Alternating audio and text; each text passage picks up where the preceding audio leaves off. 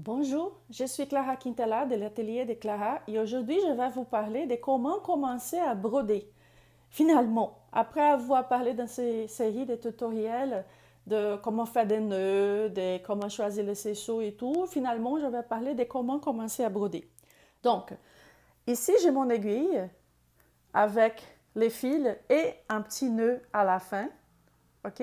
Si vous ne savez pas comment faire un nœud, regardez l'autre vidéo que j'ai fait dans ce tutoriel de cette série. Vous allez voir comment faire.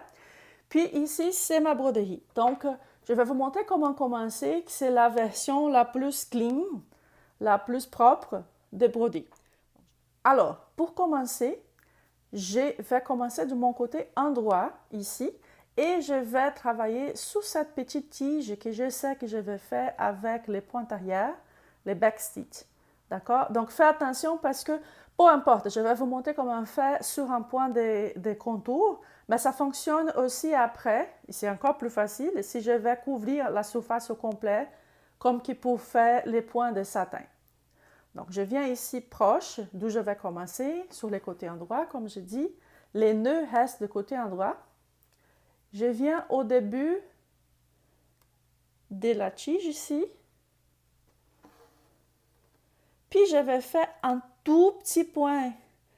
Je ne peux pas rentrer au même endroit parce que sinon, je vais défaire mon point, mais je rentre jusqu'à côté. Le point, il est presque, c'est un petit point, super petit. Je fais un autre. Je fais attention de ne pas faire un sur l'autre, d'accord? Je vais faire proche, mais pas un sur l'autre parce que je ne veux pas de relief.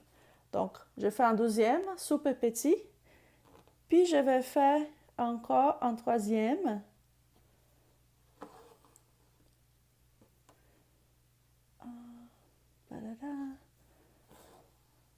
OK, super. Je fais un troisième ici. Donc, ce nœud ici, je n'ai plus besoin. Je peux prendre un ciseau. Je l'enlève.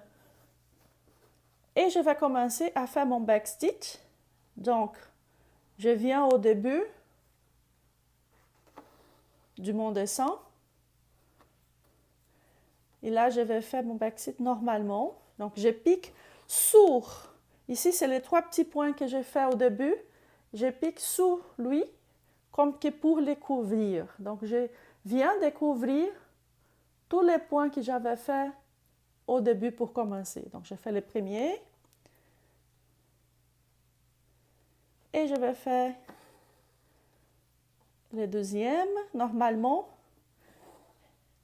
Et je continue jusqu'à la fin à faire mon ouvrage.